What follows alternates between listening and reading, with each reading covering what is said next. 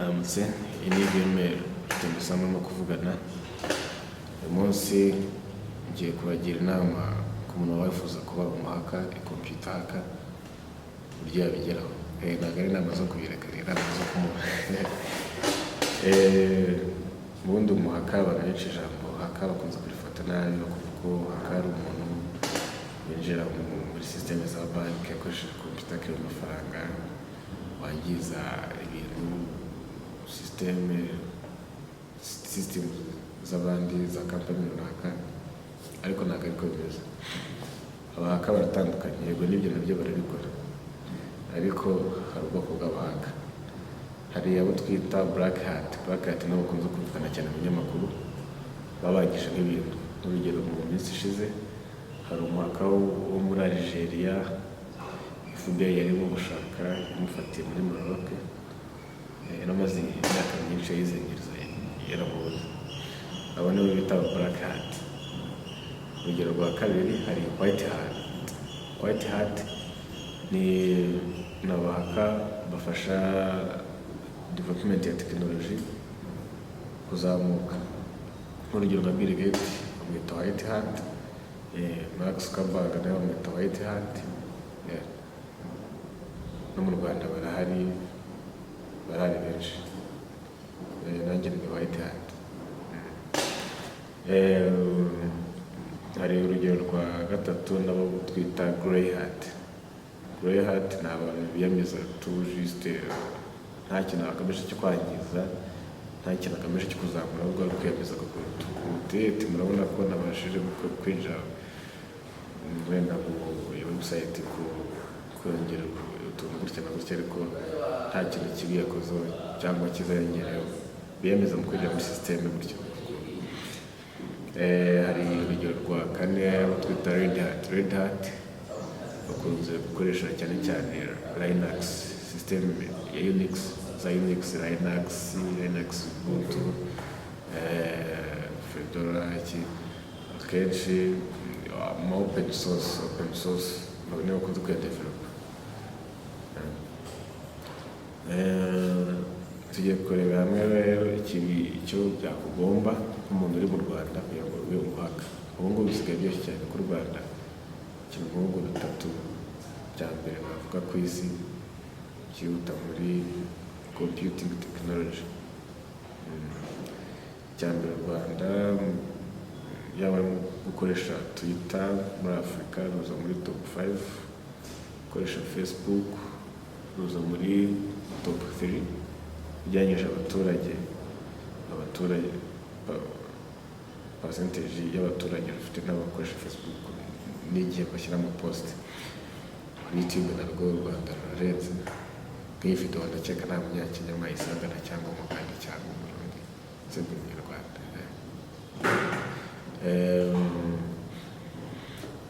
Ikintu byagusaba icya mbere ni ukubishaka. Ibyo ni icya mbere. Ubundi baravuga ngo iyo abantu nimba hari abantu batatu bakwita umuhaka, already uri umuhaka nubwo nta kintu urakora. So ateba bakwita umuhaka kubera ko hari ikintu babonye ufite. Icya kabiri ni ukwiga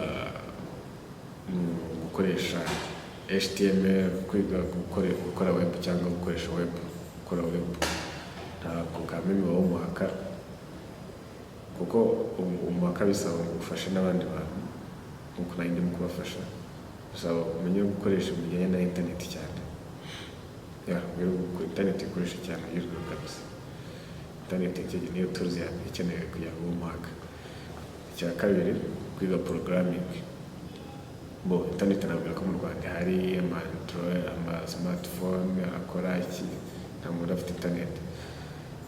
N'utayifite azaba agiye kwigira kuko amafibre optique arimo kubakwa, arimo kugenda yuzura.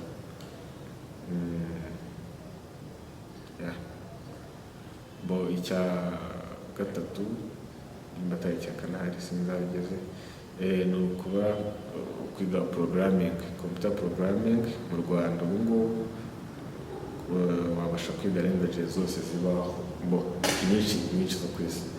Java, C++ kandi kishwa na expert. Hari ikigo cyitwa Uptake gikorera hano Kigali downtown. kirahari, bigisha kabisa Java, C++, C, Oracle, VB, ni byinshi cyane.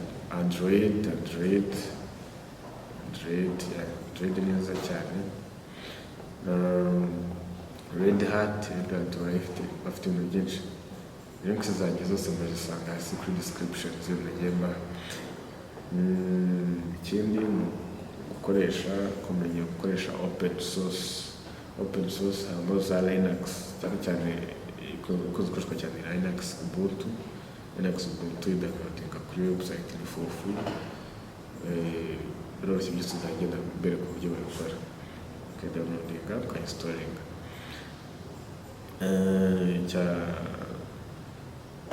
Linux Ubuntu hari iyindi operating system nziza cyane narekomendinga ko ariyo nakoresha cyane yitwa Backtrack operating system nziza cyane, nayo nzashyiramo tutorials zo kuyikoresha.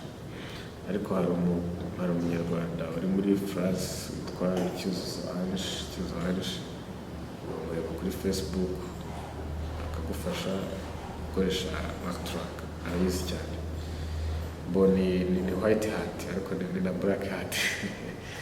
Akunda kuvuga ni white hat ariko ni black hat, akunda kwinjira mu website y'abandi ariko ntabwo adiraje abandi bantu, ntabwo adiraje abo mu Rwanda, adiraje abandi bantu gutyo tu. Ndamwemera cyane. Computer programming, usibye no kujya aho kuri aptech ukayikwigisha, ushobora no kwigisha nawe ukoresheje internet, cyane cyane YouTube. Njyewe ibintu byose nkora mbirebera kuri YouTube, nkoresha YouTube na Google. Kuri YouTube rero hari website hari channel yitwa The New Boston. Niyo channel ya mbere nakurekomendinga ushaka kugira icyo cyose na computer programming. Hari indi website ihariye kuri PHP, ushaka gukora website nka Facebook nawe ukazamura atari nka Mark Zuckerberg, cyangwa ushaka gukora website ifite search engine nka za Google. Hari channel kuri YouTube nayo yitwa PHP Academy.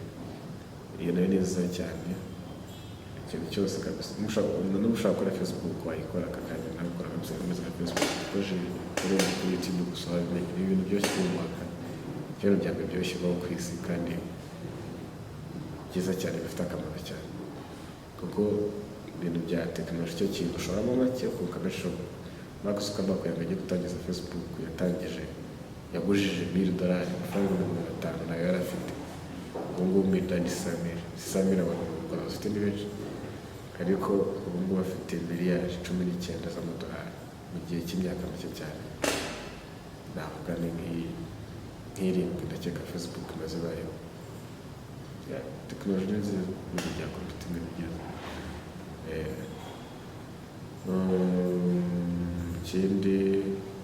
Ikindi nabigisha gukoresha Icyongereza cyane, nako nibyo nabashishikariza, cyane cyane n'igikoresho bya computer. Icyongereza mu Rwanda icyo turakizi, no English man, just can do it. Icyongereza nacyo kumenya biroroshye, ariko nicyo nakurekomendinga ko nanjye nize ndi umufrancophone, yaje bien sûr j'ai étudié en français, mais j'utilise l'anglais tout mon temps quand je suis à internet. Ok, ndumva ari ibyo nabwira, nzakomeza kugenda mbagezaho n'izindi nama. Murakoze.